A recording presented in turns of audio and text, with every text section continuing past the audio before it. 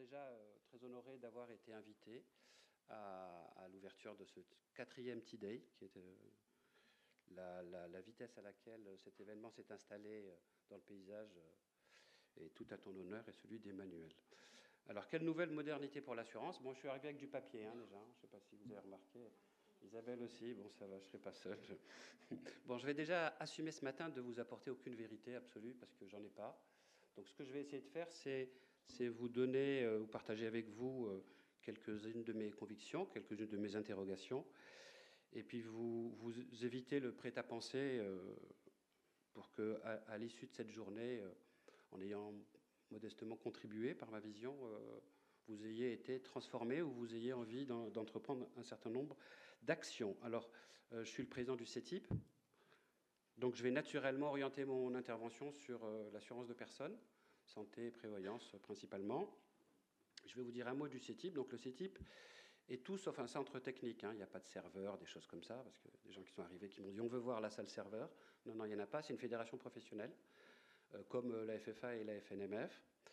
Nous avons une quarantaine d'adhérents, donc, qui sont des assureurs d'intérêt général, institutions de prévoyance, groupe paritaire de protection sociale, union d'institutions de prévoyance. Nous sommes une émanation des partenaires sociaux, c'est-à-dire que nous avons été créés par les organisations syndicales et les organisations patronales. Ça a commencé en 1937. Notre focus est le besoin des entreprises.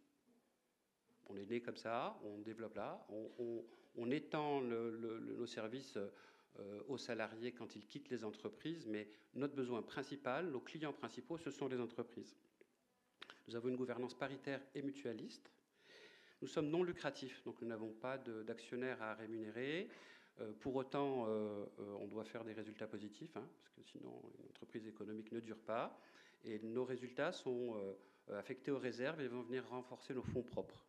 Et on en a besoin ces temps-ci parce qu'il y a un certain nombre d'évolutions du marché. On est un acteur majeur de l'assurance et de la prévoyance. Nous représentons 30% du secteur de la santé individuelle et collective et 45% du secteur de la prévoyance collective.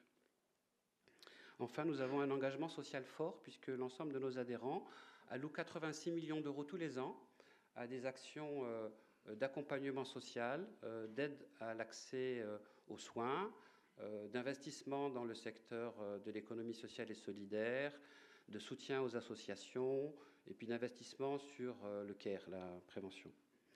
Alors, quelle modernité pour l'assurance? Je ne sais pas qui a trouvé le titre, mais en tout cas, bravo, parce qu'il est très, très ouvert. Donc, sacrée question. Alors, pour moi, il n'y a pas des modernités, il y a un monde qui change. Et un monde auquel l'assurance a quelque chose à dire et l'assurance doit dire quelque chose. Alors, j'ai noté 7 défis. Je vais vous passer... Il y en a 2 que je ne vais pas développer. C'est les taux négatifs, ça, vous entendez parler partout. Et puis, la surréglementation. Vous verrez que les assureurs, on n'aime pas la surréglementation. Elle nous protège, parce qu'il n'y a pas de nouveaux entrants, du coup. C'est tellement compliqué que personne ne vient. Ou ceux qui viennent ont peu de chances de réussir. Entre le besoin de fonds propres et la réglementation, nous sommes à l'abri, on est entre nous, mais on est quand même dans un secteur très, très concurrentiel. Donc, je ne vais pas parler de ces 2 défis-là, je vais en développer 5 autres. Le premier est les nouvelles formes de travail et les nouvelles formes d'entreprise. Le second est la longévité et la santé, c'est assez corrélé. Le troisième portera sur les inégalités. Le quatrième sur les mutations technologiques et la data, je pense que ça va être assez développé aujourd'hui. Et puis le cinquième sur la responsabilité sociale et sociétale. Alors, premier défi, nouvelle forme économique. Vous aurez observé que la loi Pacte, qui a défini le principe d'entreprise à mission, va, entre autres, il y a plein de choses dans la loi Pacte, cette loi a mis en lumière une évolution nouvelle des structures économiques, et alors qui prennent une dimension politique et vont devoir muter pour pouvoir prendre leurs responsabilités dans la vie de la cité. Les mutuelles et les institutions de prévoyance étaient assez naturellement sur ce positionnement-là.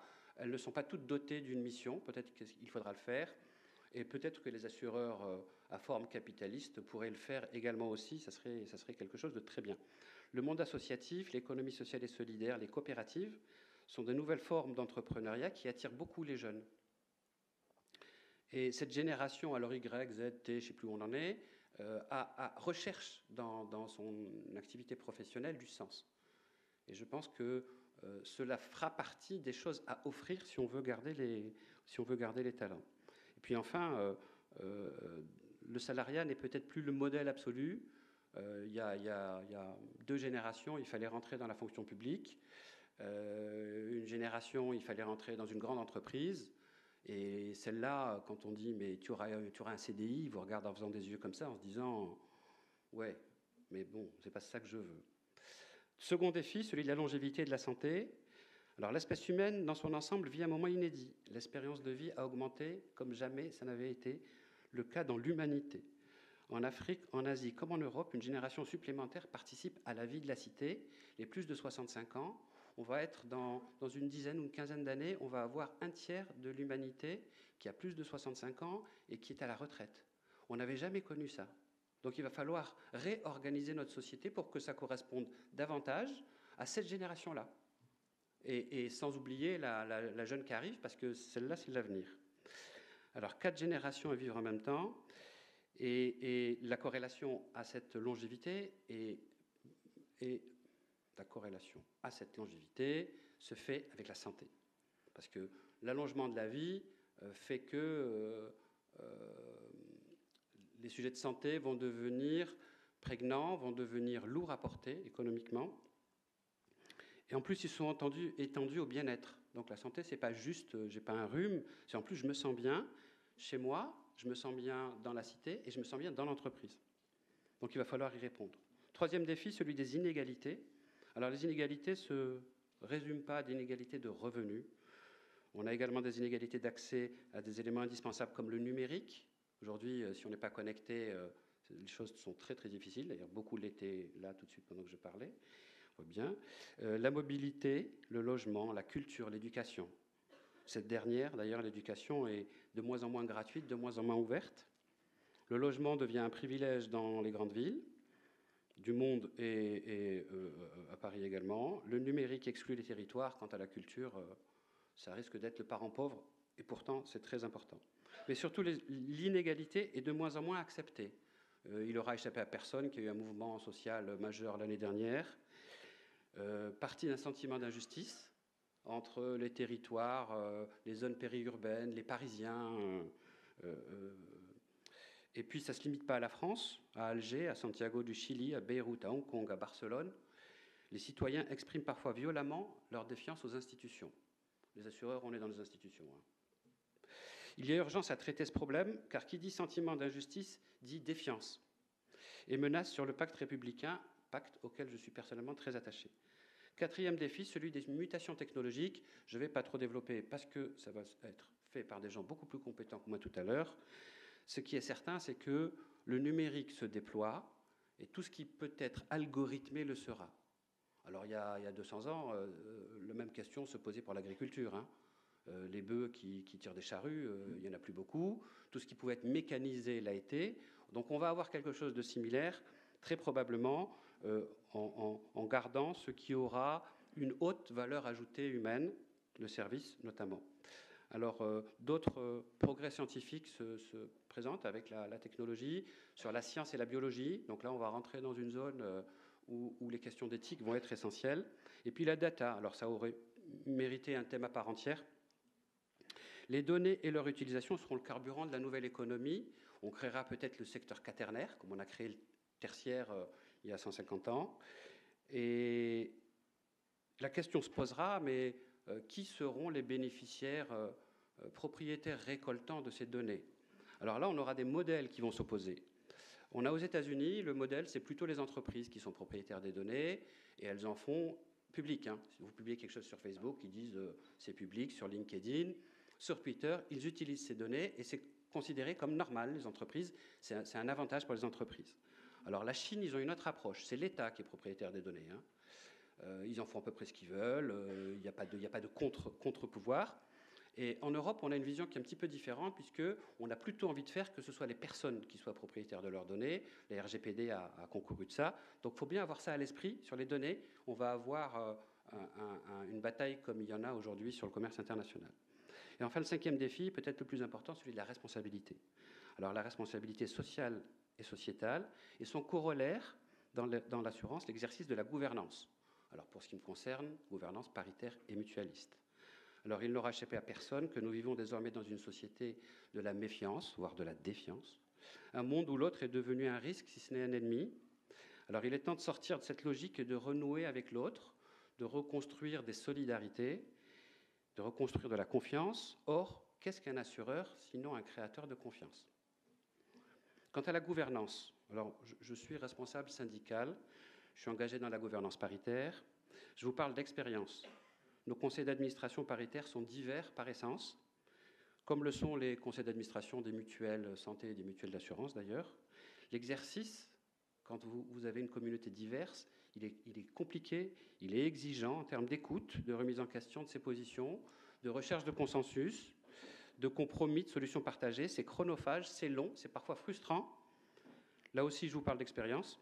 Mais croyez-moi, c'est très vertueux et ça marche. D'ailleurs, les Allemands ont leur fait leur modèle de gouvernance. Alors, ce modèle de dialogue entre les parties prenantes, pas toujours aligné, mais d'accord sur un socle essentiel. S'il n'y a pas de socle essentiel, on n'arrive pas à converger. Et le socle essentiel pour le secteur de l'assurance, je pense, c'est s'accorder sur le développement économique, sur le progrès social et sur l'inclusion, le vivre ensemble. On n'éjecte personne, sinon on n'arrive pas à converger.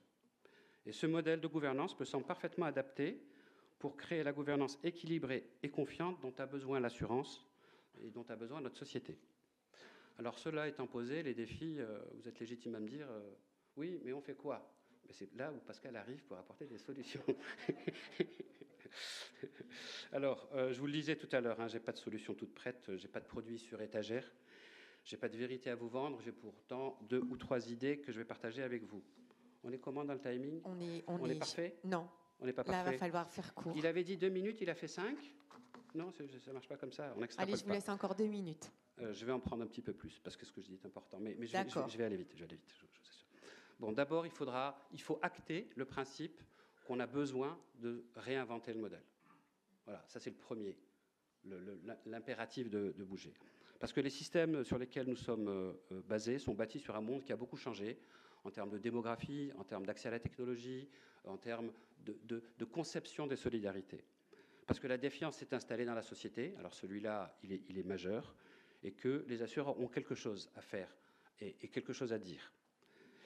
Ensuite, on part du réel, du terrain, des irritants, de la base, bref, on appelle ça comme on veut, mais tout sauf top-down. D'ailleurs, il n'y a pas quelqu'un qui a la super vision en haut et puis qui dit aux autres, voilà comment vous devrez faire. Alors, on a plein d'expériences, il faut se servir de ce qu'on a appris sur la construction des systèmes de protection sociale. Et la question à laquelle on devra répondre, c'est comment on arrive à proposer à quelqu'un qui a 25 ans d'avoir confiance en cette société et d'avoir envie de s'y investir sereinement. Et enfin, il faut privilégier la construction collective. Je sais qu'en France, on a tous, au fond de nous, le mythe de l'homme providentiel, chef suprême, roi, guide, général, qui, dans sa grande sagesse, saura nous guider, s'entourer des meilleurs, et puis nous dire ce qu'il faut faire. Il ne faut pas s'y tromper. Entre le tout marché et le tout État, tout aussi dangereux l'un que l'autre pour notre démocratie, il y a une voie, c'est du collectif. Celle de la concertation, c'est du contrat juste et équilibré entre les parties. C'est celle-là que je vous encourage à entreprendre.